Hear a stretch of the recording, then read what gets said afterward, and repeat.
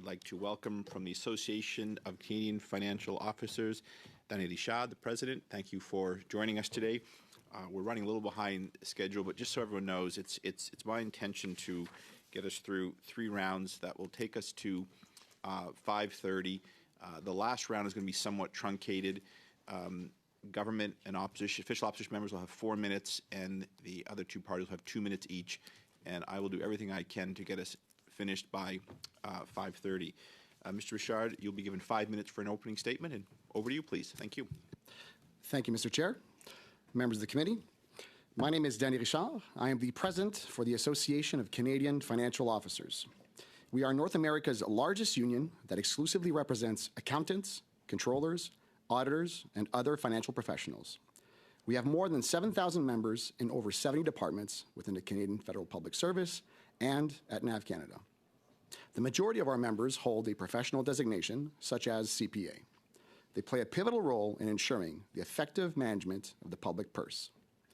Having reviewed the Auditor General's report on ArriveCan, I was severely disappointed with the findings and its implications for the integrity of internal controls and financial oversight within the Federal Public Service during the pandemic. You don't have to be an accountant to understand the importance of maintaining proper financial records. Had our members been properly consulted in this process, establishing a governance structure is something any one of them would have immediately identified as essential. But during the rush of COVID-19, certain basic best practices were ignored in the interest of time. Corners were cut, and that comes with a risk. Point of order. That from Mr. Gillian? No. Thank you very much. Yes. This is a key witness, but the camera is remaining on you, Mr. Chair. There we go. Well, okay, thank you very much. Yes, that is most definitely something you want corrected. All right. Pardon me, Mr. Richard, back to you, please. And you're welcome to start from over again from the sentence. J'ai travaillé 10 ans comme comptable pour... I worked for 10 years as an accountant for the federal government and saw firsthand how an appropriate financial framework can help ensure that every tax dollar is accounted for and put to good use. Though I am disappointed with the report's findings, I can say I'm surprised.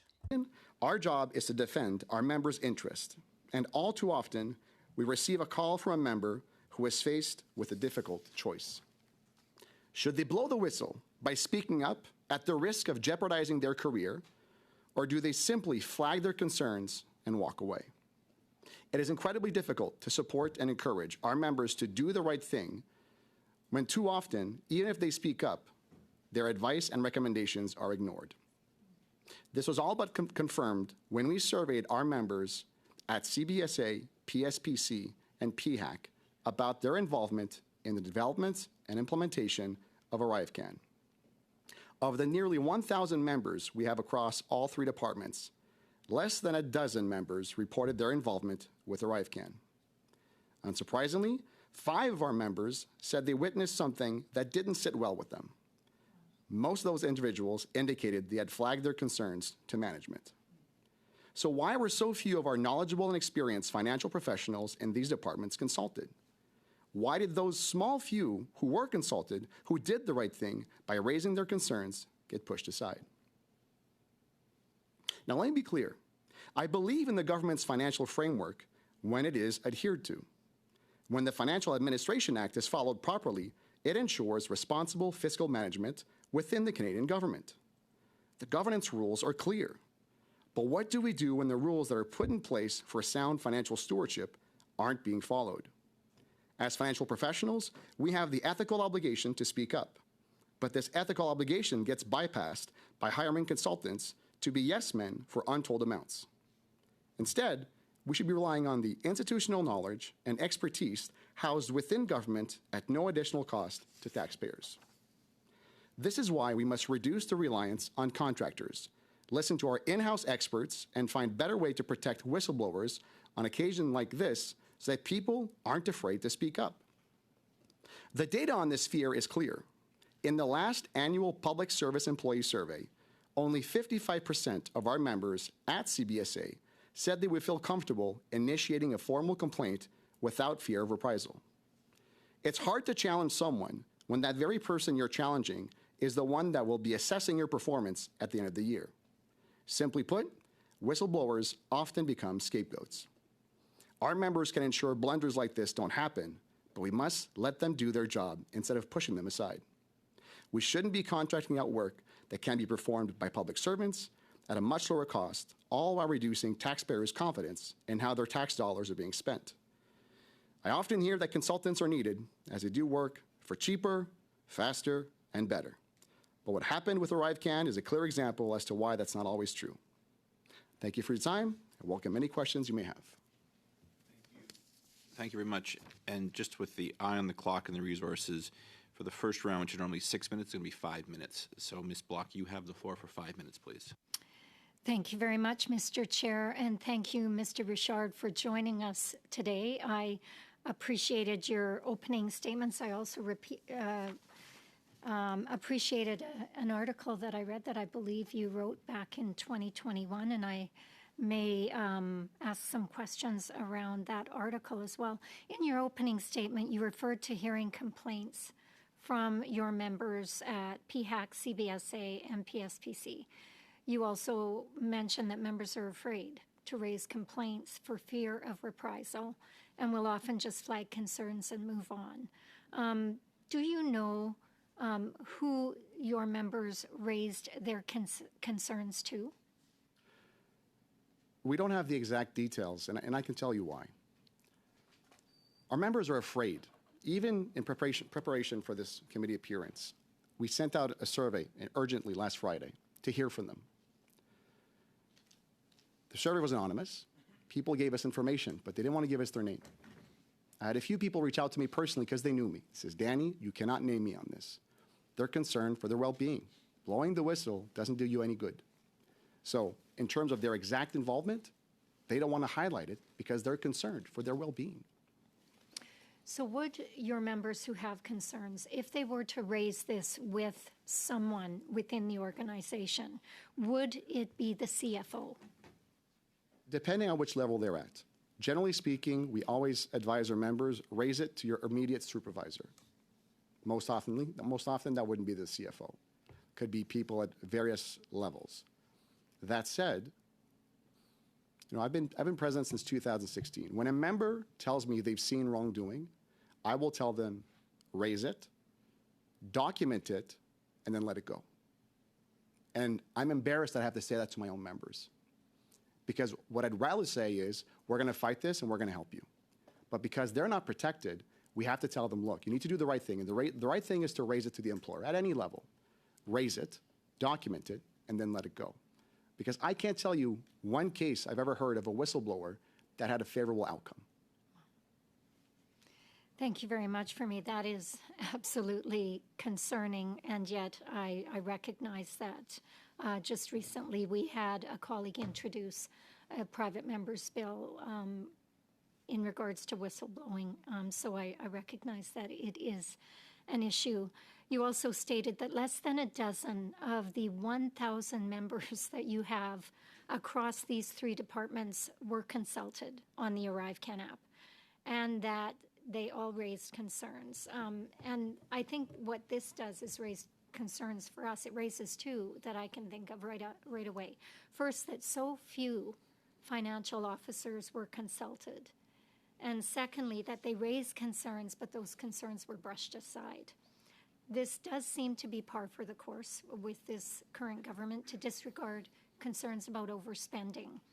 Have any of your members, and you may have already answered this for me, reported reprisal actions related to ArriveCAN? No, they have not. However, I think it's because they know not to push too hard, right? Look at the stories we hear in the media, what happens to whistleblowers, right? Remember, the majority of our members are accountants. They do have a code of conduct obligation to raise any anomalies. They have to do it. And I'm happy that you do that. But because we're not protecting them, it's hard for them to go further. So none of them has raised to us specifically that they've been reprised against. But when you look at the government's even own internal survey, data is clear. Our members are saying, I don't feel comfortable raising issues. I fear reprisal. I want to move to the point about consultants and procuring the services of consultants. And you mentioned that consultants are used, you believe, to sidestep financial accountability by replacing public servants with consultants. And in the article that you wrote, I believe it was back in 2021, you stated that at any given time, an alarming percentage of the public service workforce is in what our colleagues at PIPSC have dubbed the shadow public service.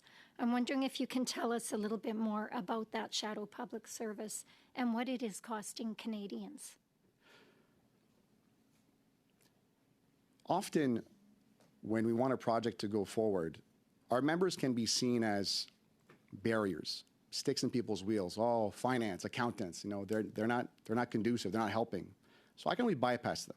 We know what we want to do, let's get the results. Okay, well, instead of going to an accountant, let's go outsource this. Go to a firm that will deliver exactly the results we're doing. I've seen members that do costing reports or financial forecasts that are being told, well, we don't like that number. Well, the number is what it is. I'm not here to give you the result that you're looking for. I'm telling you this is what the number is. So the shadow public service could be used by saying, hey, you know what, if we want to bypass the internal controls, let's go outsource the work. Thank you, Mr. Deschamps. I'm sure members will come back to that. I do need to move on.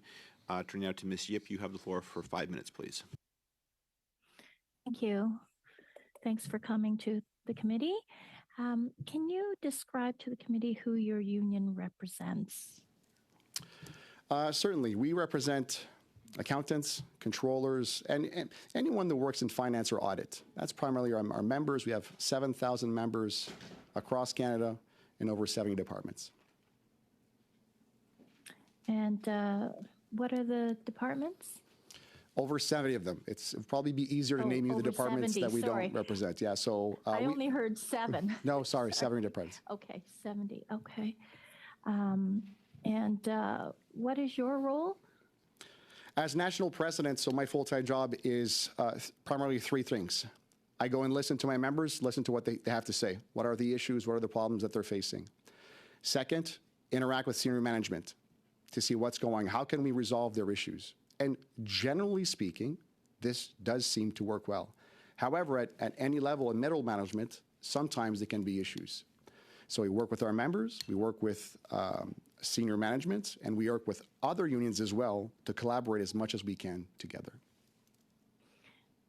How do you work with senior management to resolve some of the issues, especially if members are fearful of reprisals? Right. It depends on the department. I would tell you, generally speaking, we try to have a positive relationship with senior leaders. And overall, if something would arise, an issue with our members, we know that if we escalate, generally speaking, it will get resolved. The key word being generally. Sometimes our members are not willing to risk it, right? So I could speak to an example I've seen. I've been present since 2016, where our members sometimes are even afraid of calling us to let us know what's going on because they're afraid that perhaps we will call the employer and rat them out, which is not our role. When you contact your union, it's confidential. We want to help our members. So if our members raises an issue, we will try to escalate at the lowest level, but sometimes it's middle management or lower level. But if we can skip a level and get back to the basics to avoid a grievance, to avoid a complaint, that's what we'd like to do. But ultimately, if it doesn't work, that's where we have to apply some formal recourses. So what needs to be done to lessen this fear of speaking up? What could we do? Better measures to protect whistleblowers. If we could only see more positive cases where someone spoke up, and instead of having to sacrifice their career, mental wellness is not good. There's financial instability because now they have to change departments. We need more examples of people that did the right thing and it ended in a favorable situation. But too often, you'll hear this in the media all the time. Someone spoke up and their life became a living hell. Because if you're a bad actor, you're going to try to cover up your tracks. And that's at a cost of our members all too often. Even though our members, keep in mind, they work with the numbers. Numbers don't lie. I mean, when you're keeping an accurate records, those records, they remain there. So often our members are